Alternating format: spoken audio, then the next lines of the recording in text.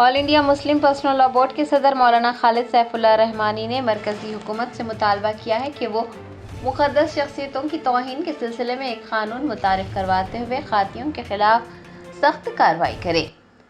جمعیت علماء ہند کے زیر اہتمام تحفظ آئین ہند کنونشن کا انعقاد ہوا۔ All India Muslim Personal Law Board کے صدر مولانا خالد سیف اللہ رحمانی نے اس موقع پر خطاب کرتے ہوئے وفد ترمیمی بل کی شدید مذمت کی اور اسے مسلمانوں کی شناخت کے لیے خطرہ قرار دیا۔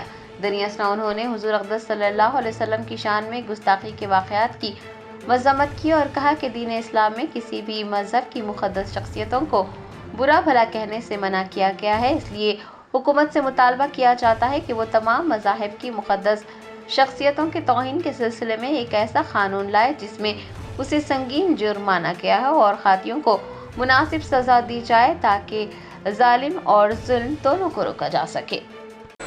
بسم اللہ الرحمن الرحیم، الحمد للہ رب العالمین والصلاة والسلام علی سید الانبیاء والمرسلین وعلی آلہ وصحبہ اجمعین ومن تبعہم بإحسان الی یوم الدین۔ قائد ملت، ہم سب کے مخدوم اور بزرگ حضرت مولانا سید ارشد مدنی صاحب دامت برکاتہم، حضرات علماء کرام، دور دور سے آئے ہوئے اور اپنے سینے میں ملت کا درد سموئے ہوئے مسلمان بھائیوں اور بزرگوں، جمعیت علماء ہند مسلمانوں کی سب سے قدیم تنظیم ہے، جس نے ملک کی آزادی میں بھی بڑا کردار ادا کیا اور ملک کے آزاد ہونے کے بعد مسلمانوں کے مفاد کے تحفظ کے لیے اور اس ملک میں فرقہ وارانہ ہم آہنگی پیدا کرنے کے لیے بھی بڑی محنتیں اور کوششیں کی ہیں اور آج بھی ان کی یہ محنتیں جاری ہیں۔ جب بھی ملت کو کوئی مسئلہ درپیش ہوتا ہے، جمعیت علماء ہند ہم کو اور آپ کو بھی آواز دیتی ہے اور جہاں ضرورت ہوتی ہے وہاں عدالت کے دروازوں پر بھی دستک دیتی ہے، اور All India Muslim Personal Law Board جو تمام مسلمانوں کا ایک مشترکہ وفاق ہے، اس میں جمعیت علماء ہند کا بنیادی اور اساسی کردار ہے۔ میرے بھائیوں اور بزرگوں، بڑے اہم موضوعات پر آپ کے سامنے ابھی باتیں آئی ہیں۔ میں بہت مختصر گفتگو آپ کے سامنے وقف کے موضوع پر کروں گا۔ میرے بھائیوں، یاد رکھیے، وقف ایک عبادت ہے، جیسے نماز ایک عبادت ہے، جیسے روزہ ایک عبادت ہے، جیسے زکوٰۃ اور حج ایک عبادت ہے، اسی طرح وقف بھی ایک عبادت ہے۔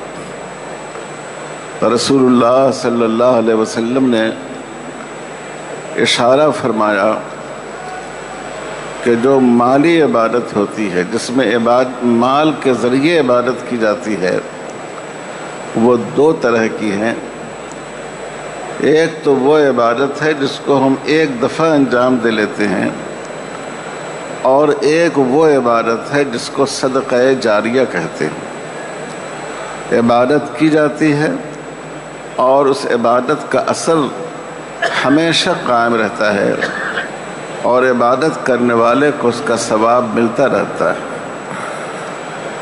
اس عبادت کو سب سے پہلے خود رسول اللہ صلی اللہ علیہ وسلم نے کیا ہے۔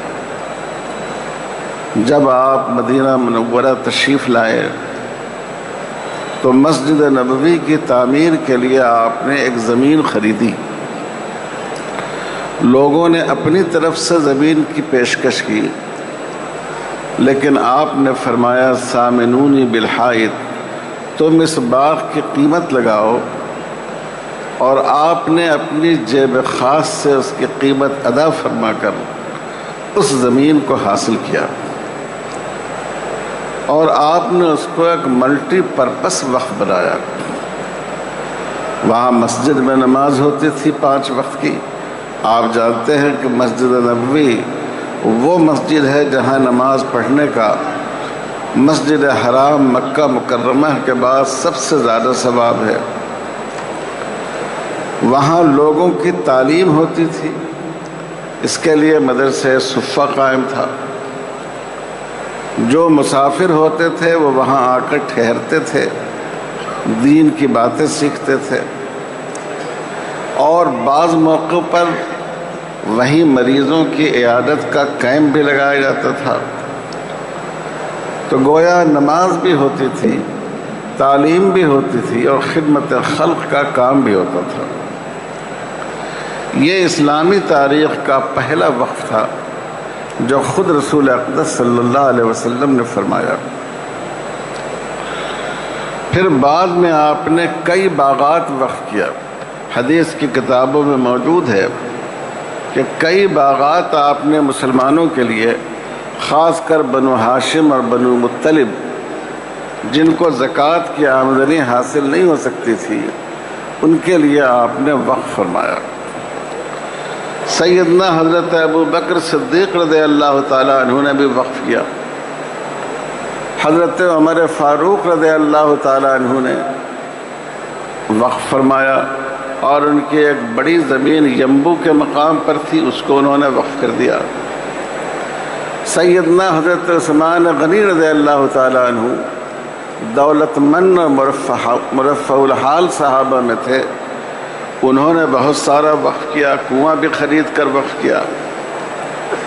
سیدنا حضرت علی مرتضیٰ رضی اللہ تعالیٰ عنہ حضور صلی اللہ علیہ وسلم کی خدمت کی وجہ سے ان کو کمائی کا، کسب معاش کا مستقل موقع نہیں ملتا تھا، لیکن انہوں نے بھی اپنی بعض زمینیں دینی مقصد کے لیے وقف فرمائیں۔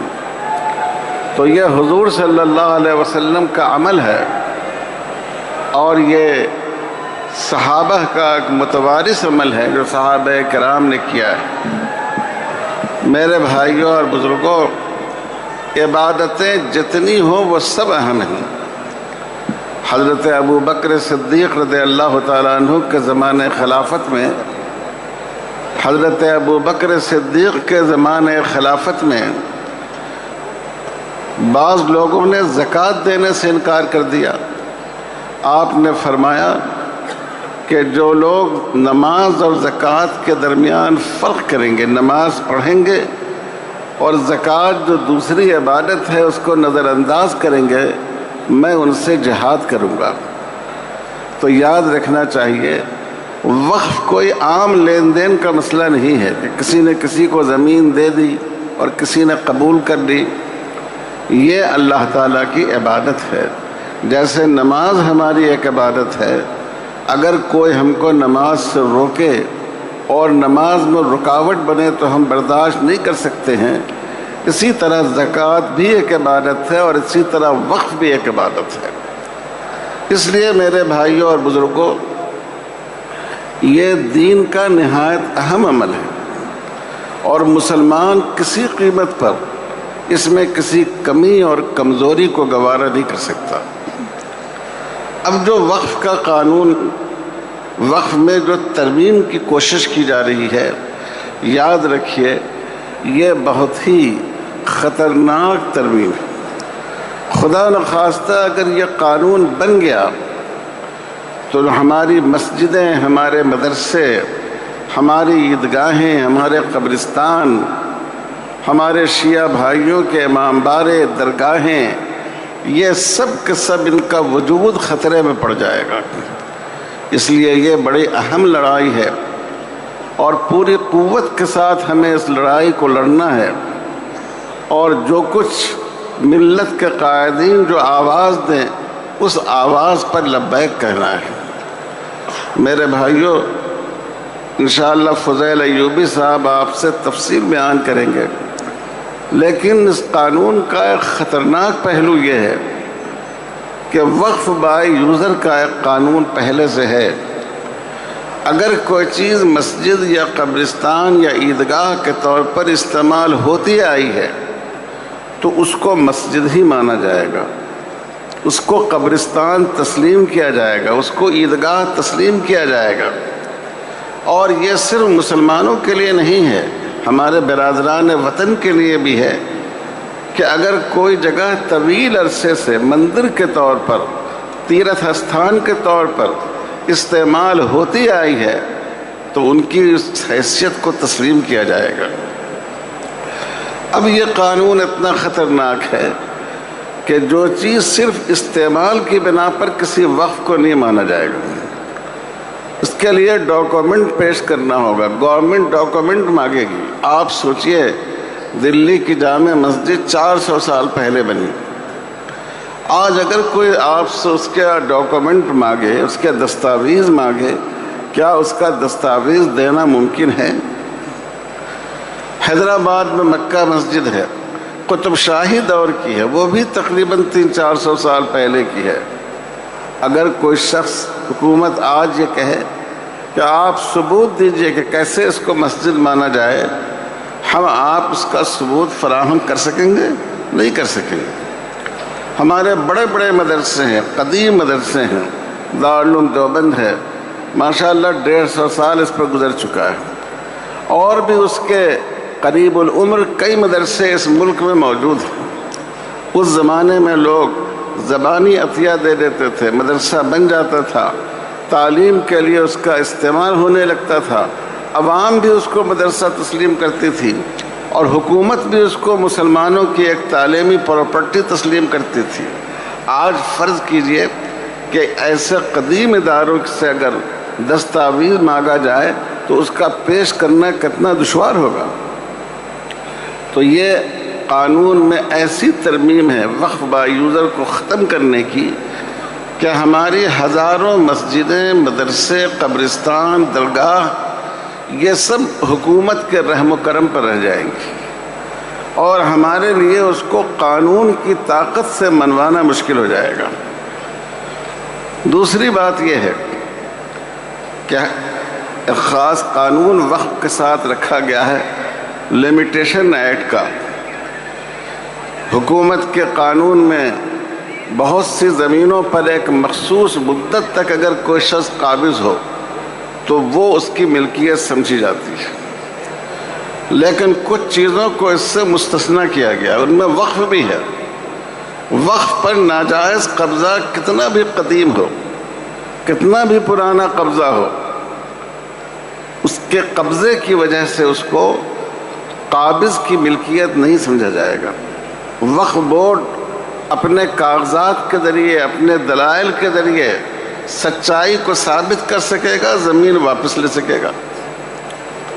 اب جو قانون میں ترمیم کی گئی ہے، اس کے مطابق یہ جو مستثنیٰ کیا گیا تھا وقف کی زمین کو، اور بھی بہت سی چیزیں اس سے مستثنیٰ ہیں، سرکاری زمینیں بھی مستثنیٰ ہیں، یہ صورتحال ختم ہو جائے گی۔ گویا جو ناجائز قابضین ہیں ان کو اور تقویت پہنچائی جا رہی ہے، ان کا حوصلہ بڑھایا جا رہا ہے، اور وہ ایسی جائیدادوں پر قابض ہو جائیں گے۔ ہندوستان میں جتنے مذہبی مقاصد کے لیے جو املاک ہیں، ان کے لیے ان اداروں کے قانون موجود ہیں کہ اسی مذہب کے ماننے والے اس کا انتظام کریں گے۔ گردوارہ کا سکھ کریں گے، مندروں کا ہندو بھائی کریں گے، یہ عیسائی بھائی وہ اپنے اداروں کا کریں گے۔ لیکن اس قانون میں آپ دیکھیے کتنی بڑی زیادتی ہے کہ وقف جو خالص ایک اسلامی ادارہ ہے اور مسلمانوں کا نہیں ہے، بلکہ یہ ایک عبادت سے جڑا ہوا ادارہ ہے، اس میں اس کی مینجمنٹ میں، اس کی انتظامیہ میں مسلمان ہونے کی شرط ختم کر دی گئی ہے۔ وقف کونسل میں ایک اچھی خاصی تعداد غیر مسلم لوگوں کی ہو سکتی ہے، وقف بورڈ میں بھی غیر مسلم بھائیوں کی ہو سکتی ہے، وقف آفیسر کے لیے بھی مسلمان ہونے کی شرط ختم کر دی گئی ہے۔ آپ سوچئے، اور 2 غیر مسلم تو لازمی طور پر اس کے ممبر بنائے جائیں گے۔ آپ غور فرمائیے کہ اگر آپ کی مسجد ہو، آپ کا مدرسہ ہو، آپ کا عیدگاہ ہو، آپ کی کوئی مذہبی پراپرٹی ہو اور اس کا انتظام غیر مسلم بھائیوں کے ہاتھ میں ہو، تو کیا وہ ان اداروں کا تقدس اور ان کی عظمت اور اس کے مقاصد کو قائم رکھ سکیں گے؟ تو میرے بھائیوں، اتنا خطرناک یہ ترمیمی بل ہے کہ اگر خدا نخواستہ یہ پاس ہو گیا تو ہمارے لیے ملک بھر میں جو ہماری دینی شناخت اور دینی مقاصد کی پراپرٹیز ہیں، وہ سب ان کا وجود خطرے میں پڑ جائے گا۔ اور پھر آپ دیکھیں کہ یہ زمینیں ہم حکومت کی دی ہوئی نہیں ہیں، یہ ہمارے آباء و اجداد کی ہیں۔ کتنے مسلمان ہیں کہ ان کی مالی حالت بہت اچھی نہیں ہوتی، لیکن وہ اپنے بعض ثواب کو جاری رکھنے کے لیے زمین کا کوئی ٹکڑا وقف کرتے ہیں۔ یہ سب حکومت کے ہاتھ میں چلا جائے گا۔ تو اس لیے میرے بھائیوں، یہ بہت ہی خطرناک قانون ہے، اور ہر قیمت پر اس کے خلاف ہمیں جد و جہد کرنا ہے، اور ہماری دینی تنظیمیں جب اس کے لیے دعوت دیں تو ہم سب کو مل کر انشاءاللہ مل جل کر اس کا مقابلہ کرنا ہے۔ انشاءاللہ کریں گے بھائی، انشاءاللہ۔ ابھی ہمارے بعض بزرگوں نے رسول اللہ صلی اللہ علیہ وسلم کی جو بعض خبیث اور بدطینت لوگوں نے اہانت کی ہے، اس کے بارے میں ارشاد فرمایا۔ ہمارا مطالبہ یہ ہے کہ ہم صرف حضور صلی اللہ علیہ وسلم کے لیے نہیں، ہمارا دین ایسا دین ہے، بھائی چارے کا دین، انصاف کا دین، کہ ہمارے دین میں کسی بھی مذہب کی مقدس شخصیتوں کو برا بھلا کہنے سے منع کیا گیا ہے۔ ہم دیویوں دیوتاؤں کی پوجا نہیں کرتے اور کر ہی نہیں سکتے ہیں، لیکن قرآن مجید نے کہا کہ جو ہمارے غیر مسلم بھائی، جو ہمارے ہمسائے دیویوں اور دیوتاؤں کی پوجا کرتے ہیں، ہم ان کو برا بھلا نہ کہیں تاکہ ان کی دل آزاری نہ ہو، ان کے جذبات مجروح نہ ہوں۔ اس لیے ہم حکومت سے مطالبہ کرتے ہیں کہ ایک ایسا قانون مذہب کی، مذاہب کی، تمام مذاہب کی مقدس شخصیتوں کی توہین کے سلسلے میں گورنمنٹ کو لانا چاہیے، جس میں اس کو سنگین جرم مانا گیا ہو، جس میں اس کو بہت ہی خطرناک جرم مانا گیا ہو، اس پر مناسب حال سزا مقرر کی گئی ہو، اور اس کے سزا کا نفاذ اور اس مقدمے کے ذریعے ظالم کو ظلم سے روکنا آسان ہے۔ ہم کہتے ہیں ہم تو محمد الرسول اللہ صلی اللہ علیہ وسلم کی ذات ایسی ہے، مسلمان تو یہ سمجھتا ہے کہ اگر ہمارے جسم کا ایک ایک قطرے لہو بھی آپ پر قربان ہو جائے تو کم ہے، لیکن ہمارا سینہ اتنا کشادہ ہے کہ ہم کہتے ہیں کہ اس قانون میں ایسی چیزیں لانی چاہیے اس ملک کی بڑی مذہبی اکائیوں کے بارے میں، ہندو مذہب کی مقدس شخصیات، مسلمانوں کی، سکھوں کی، عیسائیوں کی، کہ اگر کوئی آدمی اس کی اہانت کرے گا تو اس کو ایک سخت سزا دی جائے گی، اور وہ مقدمہ ایک مختصر مدت متعین کی جائے کہ 1 مہینے میں، 2 مہینے میں فاسٹ ٹریک عدالت کے ذریعے اس کو فیصل کیا جائے تاکہ لوگوں کے جذبات مجروح نہ ہو۔ ایک انسان دوسرے انسان کو تھپڑ مار دے، گالی دے دے تو کیس بن جاتا ہے، ایک آدمی کی دل آزاری ہوتی ہے۔ بتائیے کہ پوری اتنی بڑی امت کی دل آزاری یہ کتنا بڑا جرم ہے، اور پھر اس سے ملک کے باہر اس ملک کی کیا شبیہ بنے گی۔ ہندوستان کی جو خصوصیت ہے اور جو خوبی ہے وہ سیکولرزم ہے، مذہبی رواداری ہے۔ جب یہاں مذہبی رواداری ختم ہو جائے گی اور مذہب کی مقدس شخصیتوں کو برا بھلا کہا جائے گا، حکومت اس پر کوئی کارروائی نہیں کرے گی، بلکہ پیچھے سے اس کی پیٹھ ٹھوکے گی، تو آپ سوچئے کہ دنیا کے دوسرے ملکوں میں ہمارے ملک کا چہرہ کتنا داغدار ہوگا۔ اس لیے ہم صرف ایک اپنے دین سے محبت رکھنے والے مسلمان ہی کی حیثیت سے نہیں، بلکہ اس ملک سے محبت رکھنے والے ایک بھارتی شہری کی حیثیت سے بھی مطالبہ کرتے ہیں کہ حکومت کو اس سلسلے میں سخت قدم اٹھانا چاہیے۔ میں بہت شکر گزار ہوں جمعیت علماء ہند کا کہ اتنے بڑے مجمع اور اتنے اہم پروگرام میں مجھے شرکت کی دعوت دی گئی۔ وآخر دعوانا ان الحمدللہ رب العالمین۔